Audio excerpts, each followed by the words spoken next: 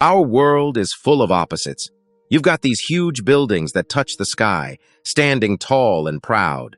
Then, there are places where folks have a tough time making ends meet. So what really makes someone rich or poor? Sure, money's a big part of it, but maybe it's also about what we do every day, the choices we make, and how we live our lives. Now, we're going to take a look at 5 habits that often separate folks who have a lot from those who don't have as much. And hey, this isn't about pointing fingers or saying one way of living is wrong. It's about peeling back the layers to see what's really going on beneath the surface. Maybe we'll find some habits we can change that might just help us get ahead. The last habit is a crucial one and might really surprise you. Stick around as we go through this list.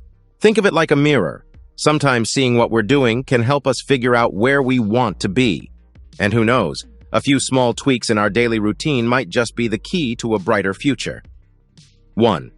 Poor people misuse credit cards. You see, there's a bit of a trick to using credit the way folks with a lot of cash do. They don't use it to grab every shiny thing that catches their eye. Nope, they use it more like a tool, something that can help them build up their wealth, not chip it away. So while some might get a thrill from buying the latest phone or a giant TV on credit, the really savvy ones, the ones with the full piggy banks, they think twice. They're more likely to use credit for stuff that'll pay off down the line, like a piece of property or a course that'll bump up their skills. Think of it this way. Every time they spend on credit, they're asking themselves, is this going to bring me more dough in the future, or is it just going to leave me owing more? Assets, like a small business or stocks, can grow in value, but liabilities like fancy gadgets and flash cars often lose value as soon as you walk out the store. It's not about never having fun or treating yourself. It's about balance and making sure you're not just giving away your future paychecks to cover the bills for things that are long gone. So next time you're about to whip out the credit card, take a pause. Ask yourself, is this purchase going to help me get ahead, or will it hold me back? Because in the long run, the choices we make now, especially with credit, can shape the kind of life we live later. 2. Poor people are obsessed with sports. For poor people, sports aren't just a pastime. They're the main event, the thing they schedule everything else around. Now, let's switch gears and think about those who've got money stacked up. Sure, they might enjoy a game now and then, but you won't find them spending all their weekends and evenings living through every play, every score. You see, for the rich, sports are just one slice of the entertainment pie. They don't spend all their energy and emotions on them. Instead of getting all caught up in sports, they're out there playing a different kind of game. The success game. And in their game, they're not just rooting for a team. They're active players. They're setting goals, making plays in the business world, scoring their own points with investments, new skills, and smart decisions. This doesn't mean they don't get the thrill of the game. But instead of spending hours watching someone else's victories, they're crafting their own. They're building businesses, creating jobs, and making moves that could change the scoreboard of their lives. So if you find yourself spending a lot of time living through your favorite sports teams, maybe there's a different game waiting for you, your own. It's a game where you can be the star player, and the wins are more than just a trophy. They're real achievements you can bank on. Everyone loves a good game, but at the end of the day, the most rewarding wins are the ones you work for yourself. What league are you playing in? Is it time to draft yourself into the big leagues of your own life story? 3. Poor people watch a lot of TV. Think about it. We all have the same 24 hours in a day, right? But it's what we choose to do with those hours that really makes a difference. Some folks might spend a whole afternoon or evening just watching show after show, keeping up with every twist and turn of the latest hit series. Now let's talk about folks who've got a lot of dough. The rich. They look at time like it's precious, like it's money in the bank. You won't catch them lounging around, glued to the screen for hours.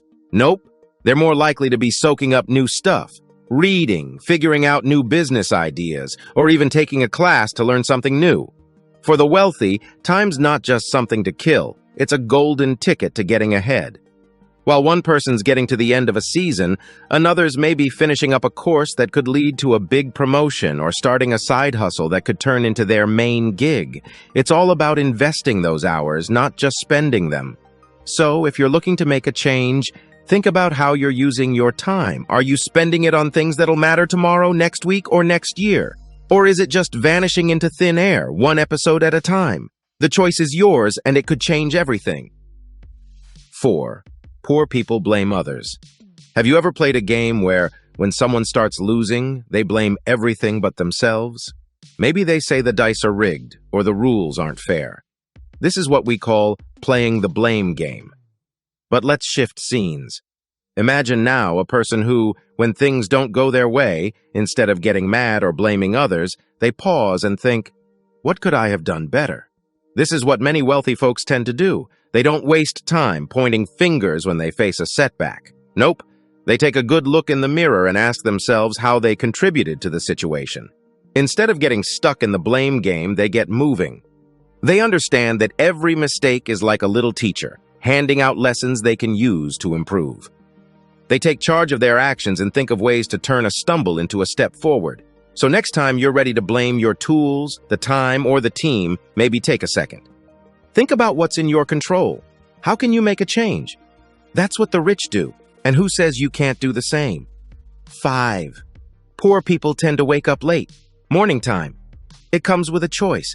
You can either roll over and catch some more Z's, which sure feels nice, or you can jump out of bed and start your day. Now, there's this idea that folks who've got less cash tend to love that snooze button a bit too much.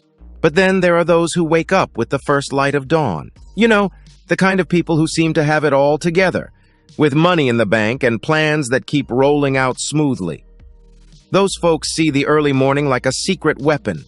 It's quiet, there are no distractions, and they've got a head start while the world's still snoozing. This head start isn't just about getting up. It's about setting up their day for success. Think about it. While one person is still snuggled up in bed, another's already out there making things happen. They're working out, plotting out their day, and by the time breakfast rolls around, they've already ticked off a few things from their to-do list. It's not just about being up with the birds, though. It's about what you do with that time. Those with full wallets? They're not just watching the sunrise, they're using the sunrise. They're making calls, setting up meetings, or learning something new. And here's the thing. You don't have to be rich to adopt this habit. Anyone can decide to make the most of their mornings. It's all about discipline and the belief that your day is worth starting right. So how about it? Tomorrow, when that alarm rings, what will you choose? More dreams in bed or making your dreams happen instead? If you enjoyed this video, make sure to give it a thumbs up. And don't forget to subscribe for more amazing content. Thanks for being awesome, and we'll see you in the next one. Until then, keep shining.